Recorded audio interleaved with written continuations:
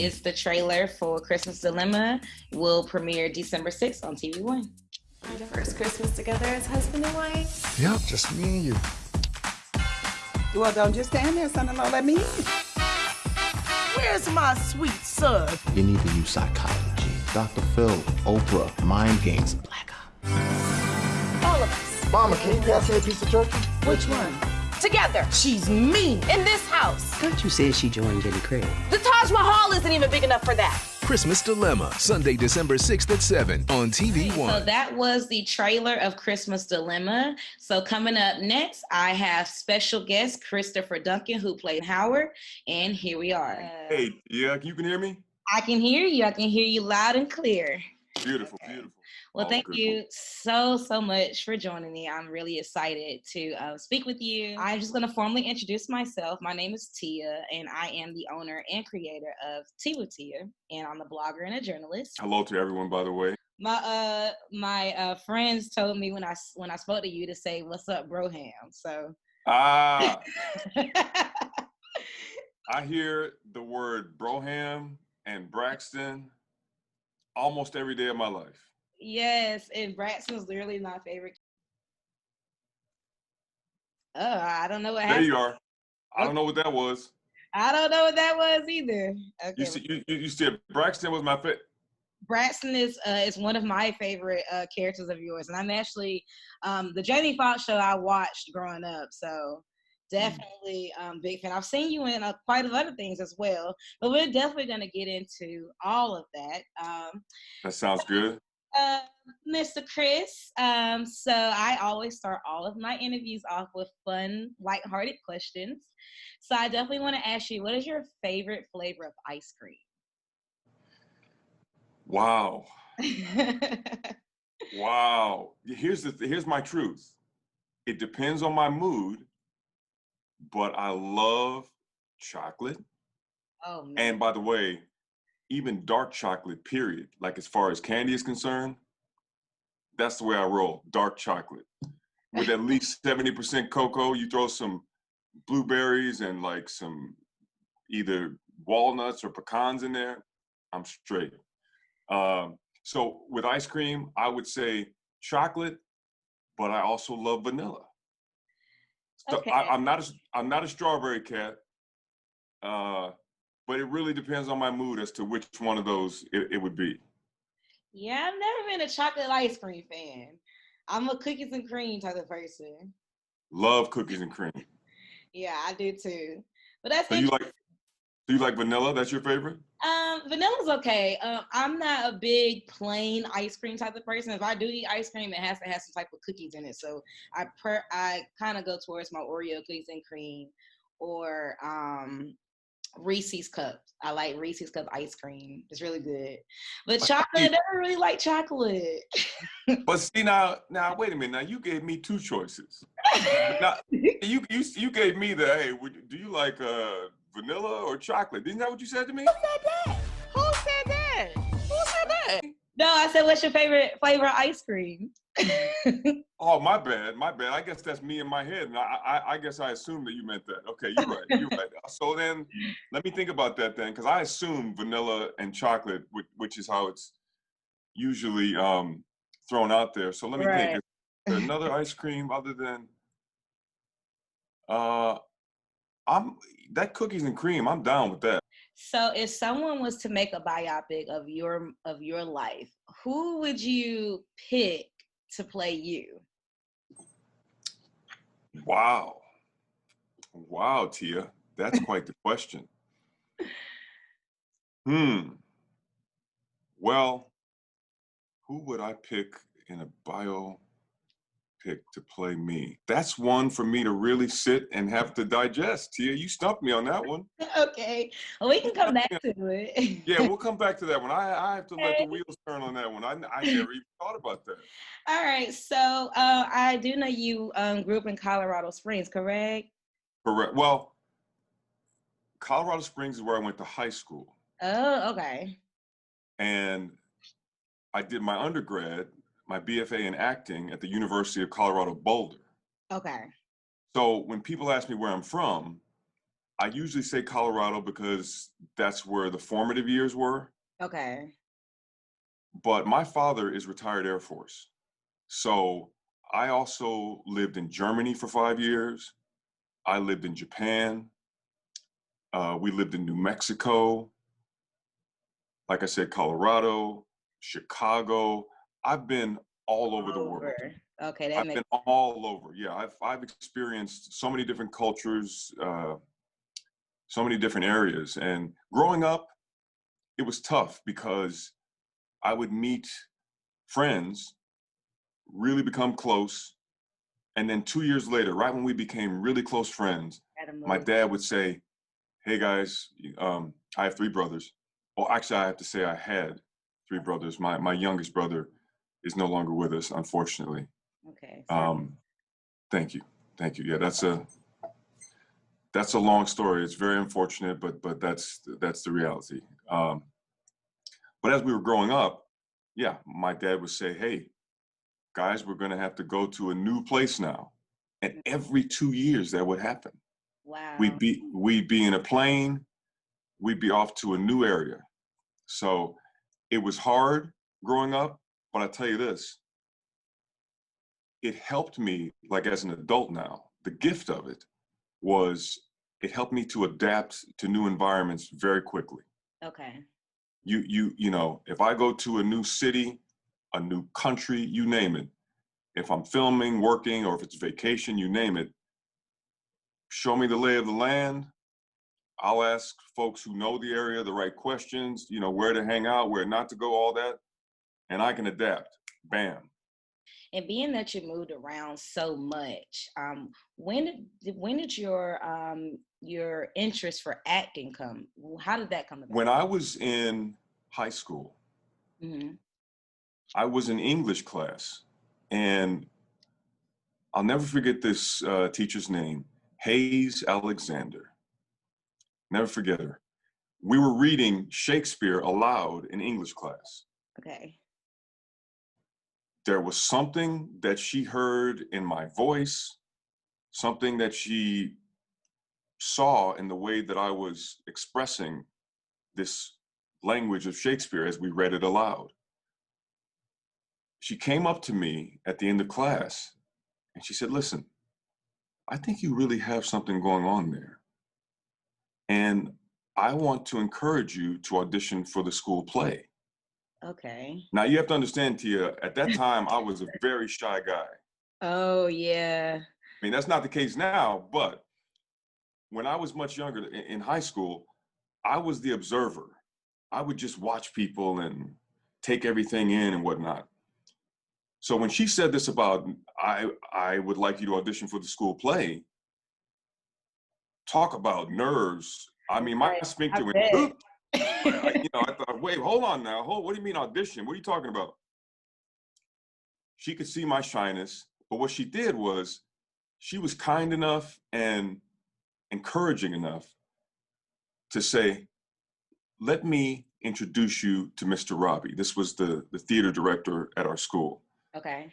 He took me down the hall, introduced me to him, and long story short, she said to him, "I think you need to really take a look at this young man and have him audition for one of the roles." He gave me this role to audition for, and it was in the play Our Town by Thornton Wilder. Okay. And it was an older character. So it was a character role for me, an older character by the name of Joe Stoddard. I read the pages that the theater director gave me, took some time with it, came back to audition for him. I got the part. And here's what happened. Opening night, I walked out on that stage, and the energy that I felt, Tia, the connection with the audience, there was something so powerful about that connection. As soon as I stepped on the stage and felt that, this wave of energy flowed through my body, and the energy said, "This is your life's work." Wow. And I haven't looked back since. Wow. I do want to know, have you had a chance to catch up with this English teacher? Have you had a chance to speak with her? Have you been able, locate her to thank her? Because, ultimately she gave you that push to find your life calling. So have you had a chance to find her and speak with her? I've still been investigating that very possibility because I do want to do that. Okay. Because I do want to thank her from the bottom of my heart Right. for encouraging me when I was so shy and reluctant to go forward with this audition, but something in her said, no, I'm going to make sure that he auditions. So well, it's very clear that you never really had an interest at first being an actor. So what would you say you wanted to be when you grew up? Because everybody wanted to be something. So what did you want to be when you was going to grow up? When I wanted to be a veterinarian. I owned dogs, rabbits, parrots, lizards, Pet lover. Snakes. I mean, I had all of it. Do you have a favorite TV show? Anything that you're currently watching or just all-time favorite? Okay, so my favorite television series of all time, there are two of them, Breaking Bad and The Wire. I would say to you, though, in terms of some of the best television that's ever been produced, happens to be a miniseries, and that's Roots. And I'm talking about the original Roots. Okay, I haven't seen it. Do yourself a favor at whatever point that you're able to. Okay. That is work that is soul stirring. I mean, obviously the subject matter dealing with slavery, it's a powerful, difficult, important story. Okay. But the work, I mean, just Louis Gossett Jr., his work in that miniseries, John Amos, I mean, the list goes on and on. It was just extraordinary. Extraordinary. So. Do you watch anything about Shonda Rhimes? I know you Viola Davis. You want to talk about a brilliant mind. I love it. Her writing. How to Get Away with Murder is brilliant. I love it. Absolutely is, as well as Grey's Anatomy. Grey's Anatomy. I mean, the party. I'm just now watching that. She's a powerhouse. That's you know, there are a few people in the business like Shonda Rhimes who can write like that, produce like that, and have that kind of creative vision. She's just, I mean, I tip my hat to Shonda Rhimes. She is a force to be reckoned with in this game. And every bit of her success is well-deserved, and more power to her. Absolutely. So your career has been very successful from the time that you started. So when will you say that you had your breakthrough? Like when you had that, when you just know that you completely made it, when would you say that happened for you? Okay, my breakthrough was when I got a chance to be on the half-hour comedy series called Coach. I played there, I had a guest star recurring role for 3 years. All right. And I played their head quarterback. I was the lead quarterback, Bo Whitley. Okay. And that series ran for many years, but my 3 years on there, it was my first primetime job. So that credit really boosted my resume and my visibility in the business. And then there's no doubt about it, that Jamie show. Oh, yeah, that was my first time seeing you. I was able to get on the map, let's say that, with the Jamie Foxx Show. You'll forever be Braxton to most people. You know, you're right, Tia, you're right about that. And here's the thing about that. I have mixed feelings about that, which I'll share with you. Like I said, I loved playing Braxton. You're talking about 5 years of pure joy. Okay. Working with Jamie, the whole cast, the writers, the producers. It was a phenomenal dream job. And the fact that a lot of people might refer to me as Braxton, or if I'm walking along on the street and they say Braxton, you know, I find it endearing. I don't resent it because, again, it was such an incredible experience. But here's where the mixed feelings kick in. Okay. I'm an actor. I'm known in this business, in the industry, for my range as an actor. Right. Because a lot of people don't realize, in terms of the theater that I've done, as well as a lot that I've done in front of the camera, far more of what I've done in my career is drama as opposed to comedy. I happen to be an actor who can do both drama, comedy, and action.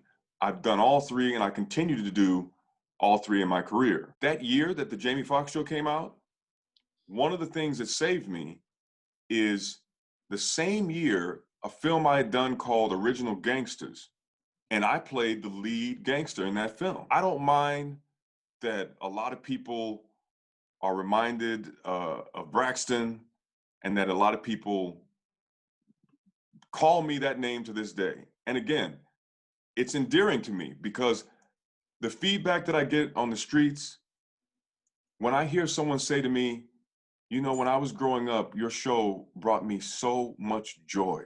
Yes. So much laughter. That means the world to me. That's what this work is about. I have just nothing but good things to say about that experience in my life. You know what I say to this day? No one has made me laugh as hard or as often to this day, Tia, than Jamie Foxx. He is funny. I want to hear this funny story you have. Okay, I'm gonna tell you this story, but now let me ask you this: is it okay to curse on this? Oh yeah, this is all you. It's all you. Look, I got my. What you drinking? What you got in your cup? This right here. You have to take a guess first before I tell you, because you see it's clear. Is that corn liquor?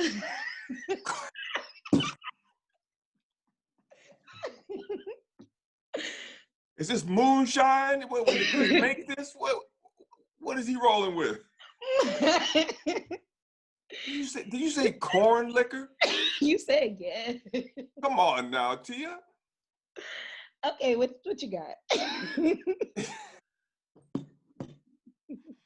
So wait. Let me ask you a question before I tell you what this is. Why can't this be water? Oh, you know what? I mean, it could be. All right, I'm sorry. Are you drinking Aquafina? I knew it. See? I'm a psychic in my other life too, so I forgot. Criminal justice.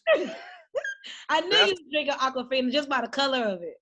See, it was the detective in you that said, "Wait a minute. If I'm not mistaken, I saw an Aquafina bottle come up to his mouth a minute ago. So this brother is tripping, trying to say this is water and this." Oh man. I see how your mind is working, Tia. This is coconut tequila. I have pink Moscato. Aha. My favorite. Hey, cheers, Tia. Cheers. Boom. You see, this episode, we'll call it, of you and I talking with each other. We're going to have to call it Tequila with Tia instead of tea with Tia. Okay, Tequila with Tia. There you go. Tequila and Moscato with Tia. My wife now, Susan, who, by the way, she was on the show for 1 year where she played my girlfriend. Okay. And we have now been together for 22 years. Wow. And 3 kids later. Did you meet her on the Jamie Foxx Show? I met her on the Jamie Foxx Show. That is amazing. We saw each other and the fireworks just straight up went crazy. Yeah, our chemistry was boom. I mean, if you know, you know. you know, yes. You know, Jamie's show it started in 1996. Yeah, I was really young. I think I was like 7. Thank you for making me feel so old. I appreciate that, Tia. You're welcome. You look great, though. Uh-oh. Shall I take a moment? Take a moment.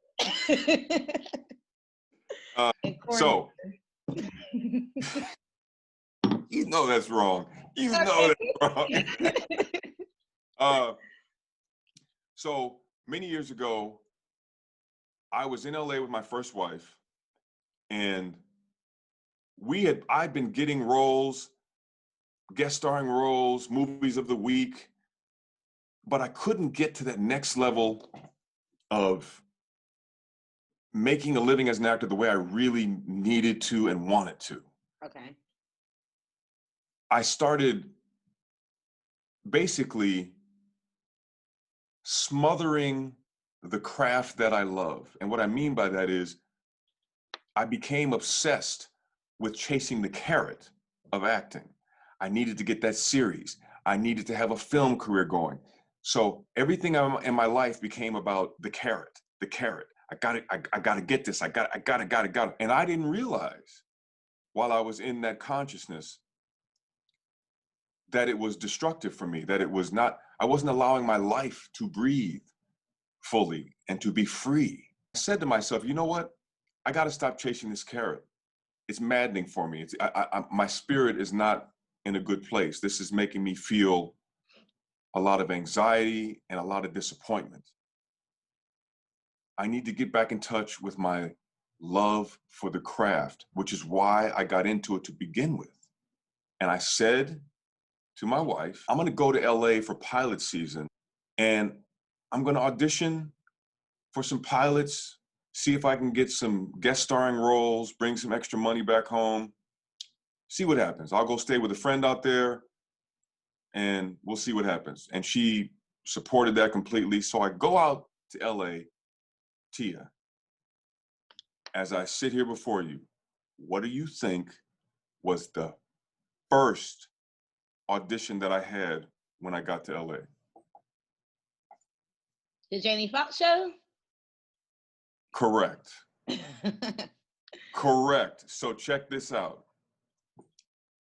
Remember, I had gotten back in touch with my love for the work. I was free. I no longer cared about chasing the carrot.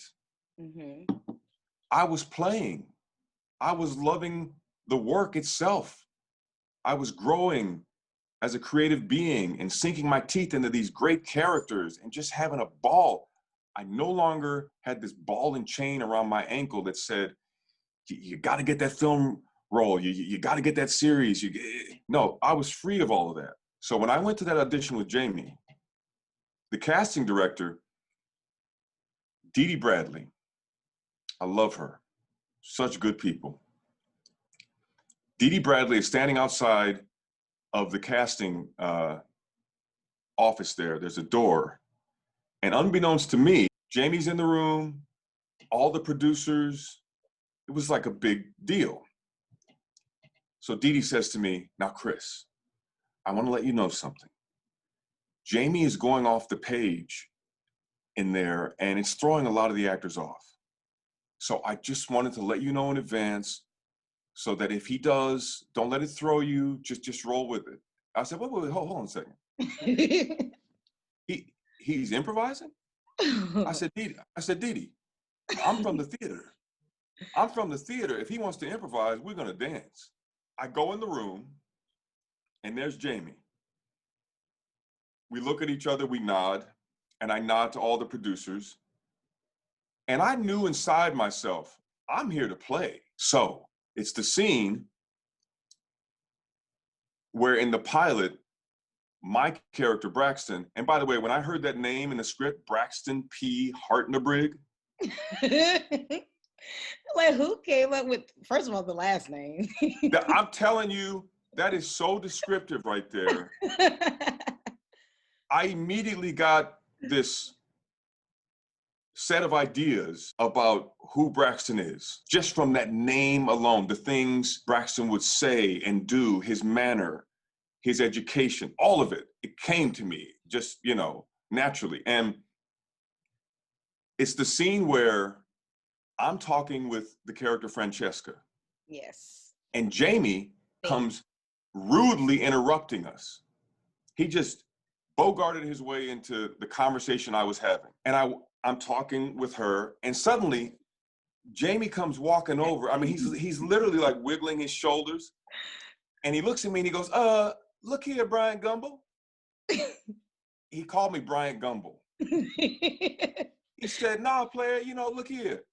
I mean, I'm talking to this beautiful woman, and you all up in my business, man. You're going to have to bounce. He said something like that. And I said, excuse me, you rapscallion. I do not need your ballyhoo and falderall. Now, now I said those words because, again, Braxton P. Hartnebrig. Yes. To me, falderall and ballyhoo would come out of Braxton's mouth for sure. Yes. So after I said that, I do not need your ballyhoo and falderall. I said, if you cannot act like a gentleman, then I ask that you leave. Now, when I said that to him, he looked at me. After he looked at me like he was shocked that I put him in his place like that, he looked over at the producers and he said, this motherfucker. And that's exactly what he said in front of everyone. And that was the moment when you knew, like. He said, this motherfucker. Like, he couldn't believe that I said what I said to him. So now, I mean, the room is in hysterics. They are losing it. And I stayed in character. That's good. Jamie, after Jamie was looking at the producers and laughing himself, he looked over at me like, and he said, boy, he was trying to knock me off my guard. And I said, well, are you going to mind your manners? And all I can tell you is, the rest, as they say, history. I love it. So I just want to know your experience of working on the set of Black Lighting, and what was your favorite thing about Commander Carson? So yeah, Commander Carson Williams. You got it. That first episode that I did was crazy good times. I love characters like that. When I got a chance to play Commander Carson Williams. So would you ever, would you be interested in playing a Black superhero? Of course. I mean, is that a trick question? Maybe. Let me think. Yes. Speaking of Black superheroes, I have nothing but utter and deep, profound respect for Chadwick. May he continue to rest in power, in peace, in light, and in love. That brother was so phenomenally talented. He's second to none. That's all I can say. Well, we have December tomorrow, Christmas around the corner, because we definitely about to get into this new hilarious movie, Christmas Dilemma. Before we get there, I do want to know, is your Christmas tree up yet? 2 of them. Oh, you got 2 trees. 2. One in the family room and one in the on the opposite end of the dining room as well. Yes. So do you have a favorite Christmas movie? I love the Charlie Brown Christmas. Okay. Do you have anyone in your family that reminds you of your character Howard? So when you ask me if there's someone in my family whom I feel is close to Howard, it's me. Oh, well, that's even great, because like you said, you're saying that within yourself. So throughout the movie, did you have a favorite scene that was your favorite to shoot? The scene between myself and BJ, when we're sitting out near the pool and he's telling me that he's struggling with his marriage, with the situation he's dealing with his wife. And BJ and I had such a great time filming it. Would you say that you and your wife have ever had a Christmas dilemma of any sort, whether it comes down to how to decorate the tree or what to cook? So anything that caused a little situation, if you can recall. You know, here's the thing. We're both, as a team, so into bringing joy to our lovies. That's what we call our kids, our lovies. Chris, I have been thrilled to speak with you. I cannot wait to watch the movie again. I do want to know, are you going to have any type of viewing, get together? I know it's COVID. But is it just going to be with the family? It'll be me and the family. Yeah, and solely because of COVID. Thank you for joining Talks with Tia on Tea with Tia. And I'm going to name it Tequila with Tia just for you. Tequila with Tia. What's happening, folks? I'm Christopher B. Duncan. And the way to remember my name is just remember that Christopher B. Duncan. And I am having tea with Tia. Or one might say tequila with Tia. You've been so much fun. You've been a joy. Congratulations on your new film, Christmas Dilemma. It will premiere Sunday, December 6th on TVOne, and I'm so excited. And have a great night and a Merry Christmas. Thank you, Tia, so much. It's been an absolute pleasure. And be on the lookout as well. I will have a recurring role on Bryan Cranston's new series, Your Honor, which will be on Showtime. And interestingly enough, that actually starts on December 6th as well. Wow. Just wanted to throw that out there. What an absolute pleasure, Tia, truly. I'm going to make sure I follow you on Instagram. I'm going to do that, Tia. You are doing your thing. There's no doubt about it. I appreciate it so much. And of course. It's been a thrill to speak with you. Send my well wishes to your family. Happy holidays to everyone. All right. Happy holidays to you too. Good night. Cheers. All right. Bye-bye. Bye-bye.